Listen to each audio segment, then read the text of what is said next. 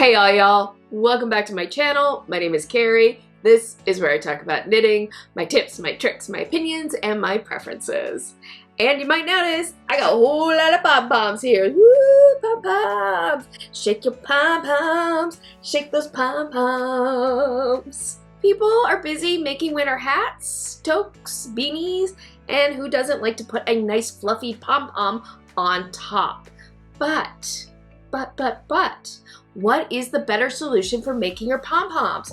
Is it better to buy a pom-pom maker or to make your own pom-pom maker? To find out my answer, hit subscribe, hit the notification bell, give this video a thumbs up, and let's make some pom-poms. Quick thing before we get started, as always, down in the description box will be a list of materials that I used for today's video, and these will have affiliate links. If you click on affiliate link and make a purchase, I may earn a commission. These commissions help support my channel. My mission with this channel is to spread the joy of knitting and crafting, and utilizing affiliate links helps me with that. So if you choose to use one of my affiliate links because you plan to make a purchase anyway, thank you so much. I will admit right off the top, I did have a lot of fun making these pom-poms utilizing different methods. I definitely have some feelings, some thoughts about what turned out to work out best, most efficiently. There were some criteria that I started to realize became important to me when judging various methods that I tried with making all of these pom-poms. So many pom-poms. Wait, they're so fun. Oh my god, pom-poms are so fun. You're so fun. There were really two things it came down to for me. One was kind of speed, how quickly could I make the pom-pom, and the other was how much waste was there after I was finished. Did I have a little big pile of shavings, or after I wrapped the yarn, cut the yarn, was like my pom-pom done? Like this I realized became very important to me. There are some actually really good useful tips and tricks to making pom-poms. So down in the description box, I'm going to link to some other YouTube videos that I came across that I found like helped me get good results, so that, you know, we can spread that joy to other channels and you can find out how best to make pom-poms. But let's just jump in right away. And I'm gonna actually start with the pom-pom maker and what it was like utilizing this.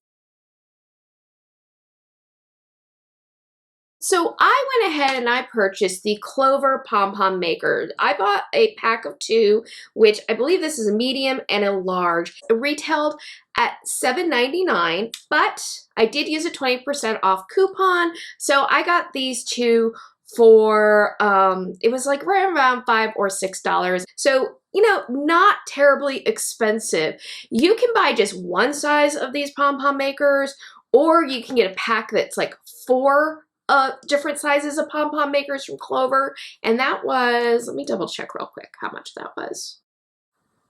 Yeah, the set of 4 Clover pom-pom maker set is $14.99.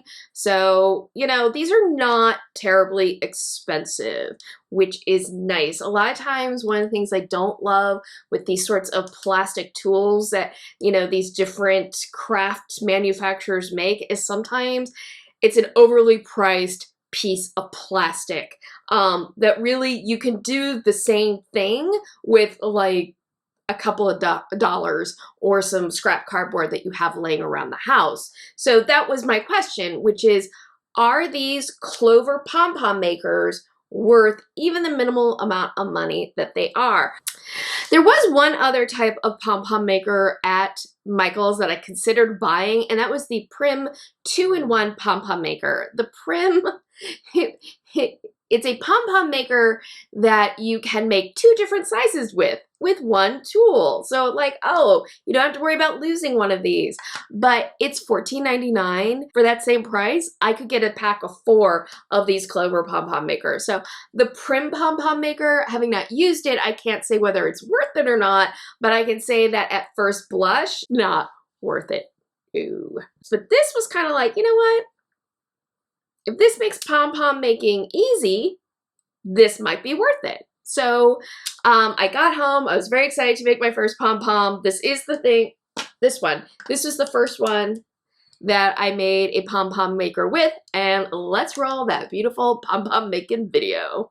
So let's open this up. Very easy to open, which, oops, couple staples. This is very easy to open, which I always appreciate. I'm only going to use the directions that come on the box. See instructions inside for details. There are no instructions. Or is there more instructions? Oh, there's more instructions. Oh, okay. Okay, good to know. Okay, cool. So here's the assembly directions. Well, it's assembled. Interesting.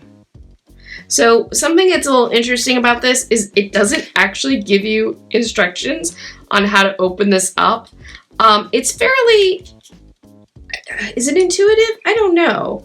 I don't know if this is intuitive. I guess you just gently pull apart. That's what I did. I gently pulled it apart. Is there anything on here that says A and B? Okay, this all opens up. Like, what? Oh my gosh.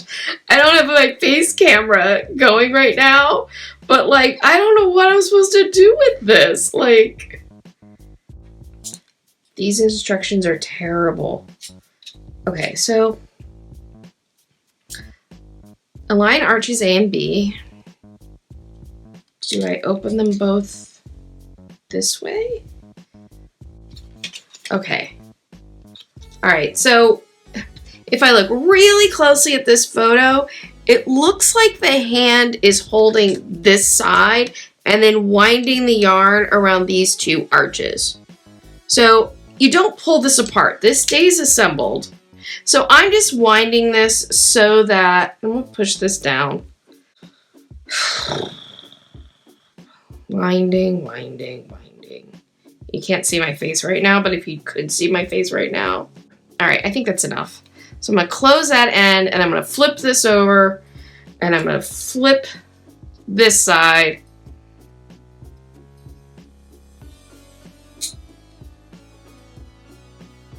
Am I doing this right? How? I don't know what to do. Like, I literally don't know what to do right now. These directions are the worst. The directions were completely inadequate. Let's just put it that way. The directions for this were completely inadequate. I finally had to give up and I just watched a video. And once I watched the video, I was like, oh, that's all there is to it. I did get the basic gist of pulling this down that correct. But what I was over anxious about was wrapping this yarn really particularly. The video I watched was very haphazard, so I'm going to take that method. And she loaded up like multiple layers. Note to self, when doing this, maybe consider pulling from the center, not from the outside. Oh, shoot. Okay. So you end on the right side. You got to end on this side because then you close it, flip it over, and then, yeah, you just start winding around the other middle, which I was like, really? That's all you do? Is start winding around the middle? But yeah, that's all you do. Just go with it. I guess the string gets cut anyway, so why does it matter? Okay. All right, I think it's good enough. Close this. So right here, this is the groove that you put your scissors into to cut around. Don't come apart. Okay, I'm gonna squeeze the middle to make sure I don't pull the corp. Oh, Jesus. Okay, maybe smaller scissors are in order. Those are just too big. Okay, that's better. Yeah, use embroidery scissors. Smaller, small. Oh, shoot, don't come apart.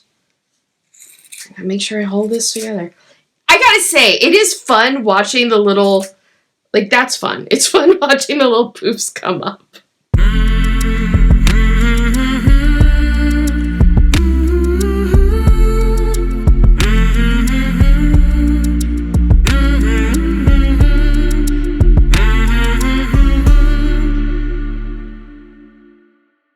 So I'm going to just use some of this crochet thread I have. Ooh. This goes through here like this, right? I'm guessing I'm going to just do a couple of knots. Doesn't tell you because the directions are terrible. So now I'm going to just open this up. Open one side.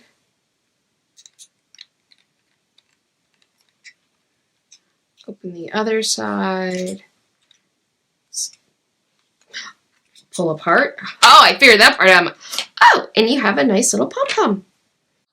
So this actually works very simply, but I gotta say, I did find that wrapping the yarn was tedious. That's what I didn't love about this. The results were really satisfying. Like, you got a really nice fluffy pom-pom right away. So I was like, I see the appeal of this. It's inexpensive, but there's still the question, could I get this same beautiful, fluffy, gorgeous, fun, I just want to talk to you like you're a little fluffy animal because you're so adorable? But could I get the same results that I got with this using a DIY method? Could I use a method that's actually totally, except for the yarn that you need to make the pom-pom itself, totally free? Making a pom-pom with your hands, does it work well? Let's just say, before I show you the video of me doing it, that this might be a method that requires more practice in order to get like really fantastic results. So let's take a look at this, because spoiler alert, the results were less than satisfying. This is probably the easiest way, or easiest, most available way to make a pom-pom. I don't know if it's easiest yet. Testing this out. I'll pull out a good length of yarn from the center. Normally I avoid center pulling yarn, but in this case I'm going to. And I'm just going to take my hand and I'm going to just start wrapping a pom-pom.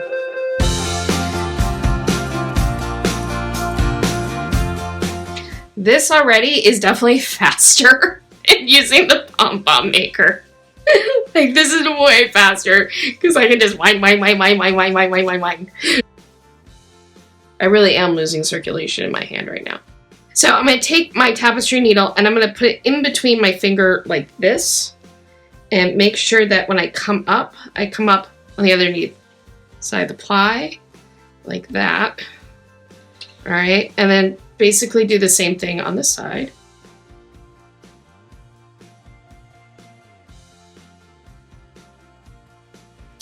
I have to tie this. I guess at this point I'll take this off my hand. Put that off. Okay, I don't know if that really did anything. I could have just pulled it off, but at least I know that it's like all around the entire bundle. And we're going to... Okay. This is the tricky part, I can tell already, is getting this centered up. And I'm going to just tie some knots. Now I have to cut. And I can already see the disadvantage of this over the Pom Pom Maker is that you can't, there's not the groove. So we'll see how it works when I cut. I can already tell that this pom-pom is going to be lopsided because I didn't get it evenly through.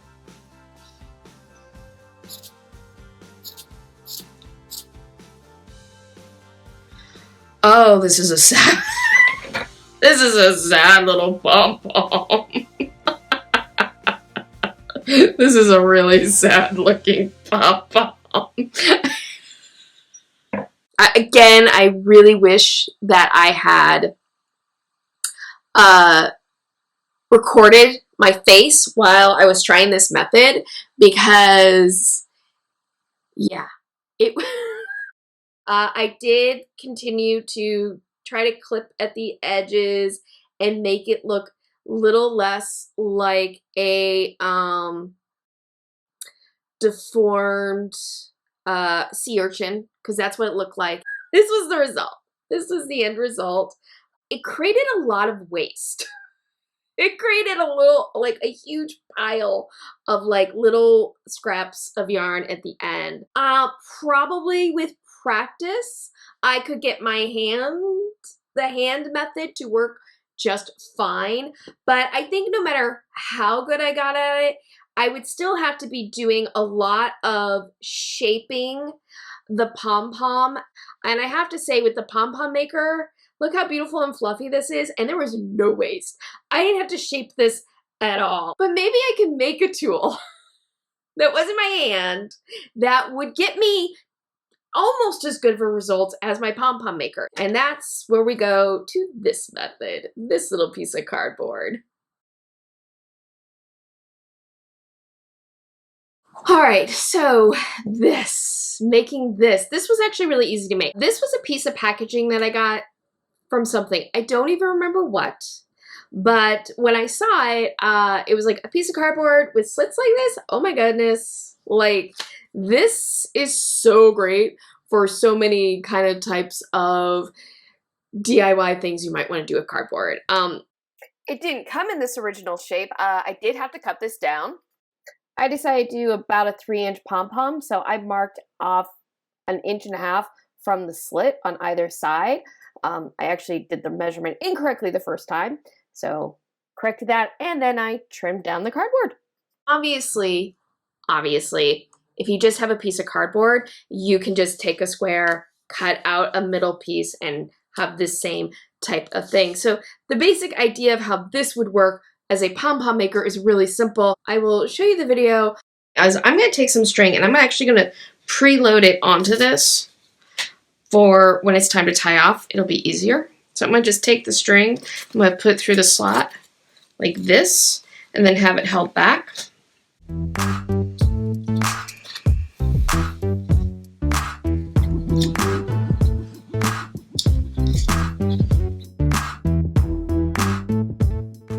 Once again, what I like about this is I can just very quickly wind the yarn.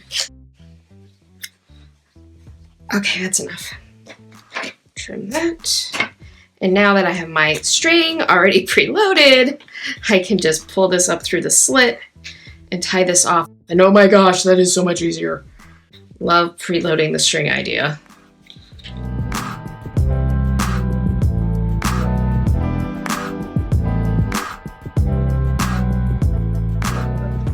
Again, oh, the release is really satisfying when it all like pops open.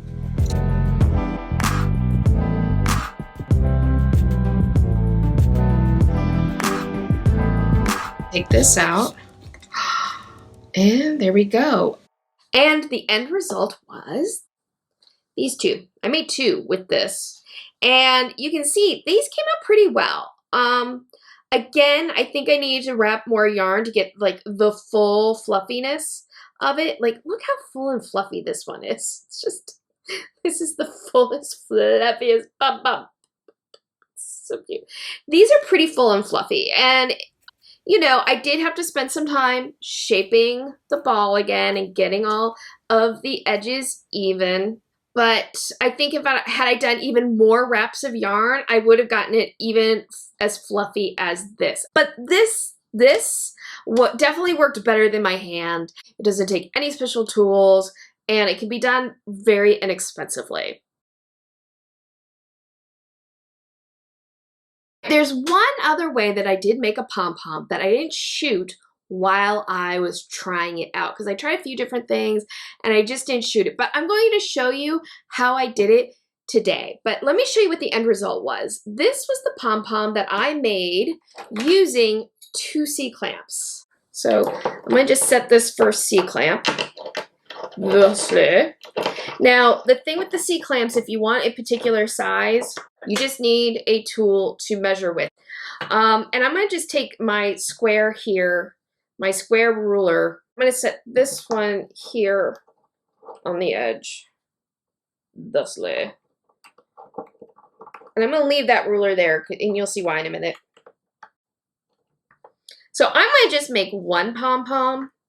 One tip I saw from someone when wrapping their yarn was they actually wrapped their yarn using 2 ends when they were using a DIY method. And I was like, that's kind of brilliant because you double up the amount of yarn with each wrap. So I'm going to do the same thing. Now you could, one thing about this, the only thing about using the C-clamps is making sure these kind of stay out of the way as you're doing your wraps.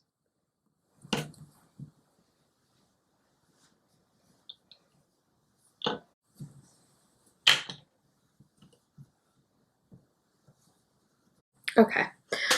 I probably could do even more, but I'm going to just stop here. I now just need to tie the center. What I'm going to do, so I'm going to kind of eyeball that string being at the halfway point. And then I'm going to bring the yarn under twice before I tighten down. And that's going to help keep that bundle, like that tie, nice and tight. Now I could at this point just cut down the loops, but I'm going to do something that's going to make cutting the yarn a little cleaner than otherwise. And I'm going to use some magic clips to do this. I'm going to put my finger down in the middle and find kind of where that opening is, like right there, right? I'm going to take my magic clip and I'm going to just clip this right here. I'm going to take my other magic clip and do the same thing on the other side of that divide. I'm going to make sure those 2 magic clips are really lined up perfectly against each other. And then I'll repeat the process on the other side of the bundle. And what this is doing is it's going to make it easier to cut. It's going to create an even channel to cut. But the other thing it does is it makes sure that I'm pretty even when I cut either side of the bundle, because these 2 magic clips are lined up really well against each other. Now it's up to you. Do you want to cut on this side of the magic clip or on this side? I want to create the least amount of yarn waste, so I'm going to cut on this side first. And then I'm going to just clip. Once I cut this yarn, it's going to release from this side, right? Look how clean that cut is. But now that it's released from this side, that's okay because I have my clip here as my guide. And now this side is just going to come off. There we go. And again, though, and I got to make sure, though, that I cut on the same. So I cut on the outside on this side. I got to cut on the outside of this side as well. Now that I have that, I can just release my clips there.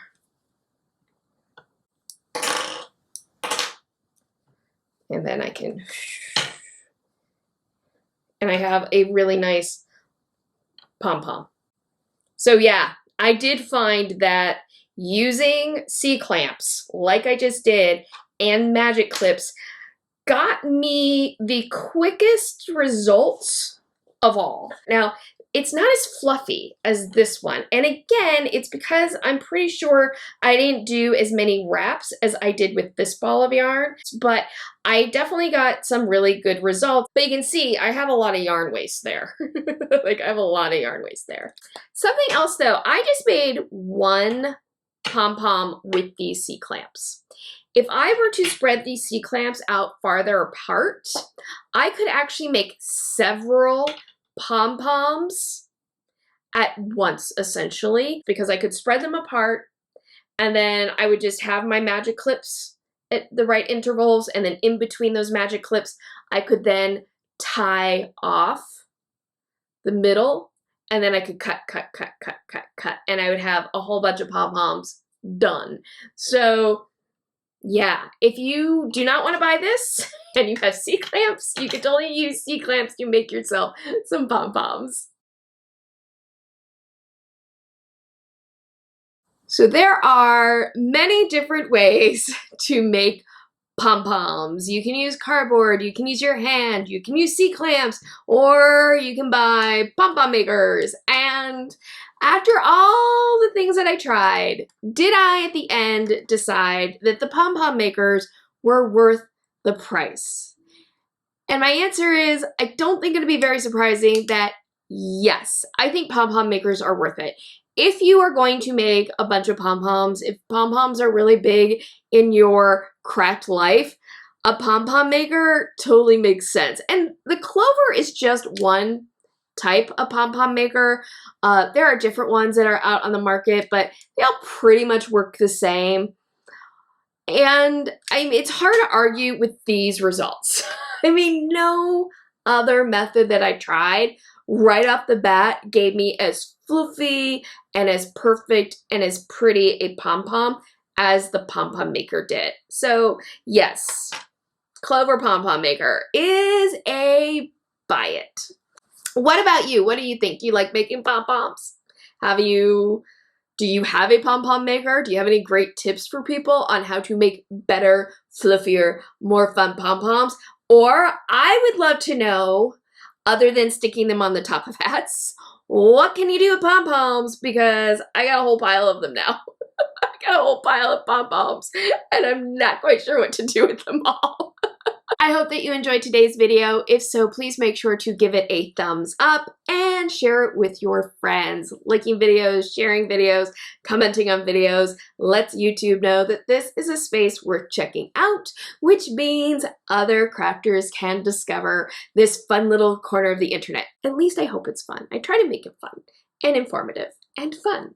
If you have not already, please also subscribe and hit the notification bell. Hitting the notification bell lets you know whenever I upload a new video or I start a live stream. If you are interested, you can also join my Fiverr group. It's on a platform called Mighty Network. It's totally legitimate. I have a blog post if you want to know why I don't have my Fiverr group on like one of the more well-known platforms like Facebook or Ravelry. There are reasons. If you're interested in what those reasons are, please check out my blog at knitsforitsatt.com. I hope that you have a wonderful day, evening, weekend, weeknight, whenever you may be watching this. And as always, happy health and happy knitting. Bye. So just a couple things real quick. In terms of me looking at whether it was worth, could be that day.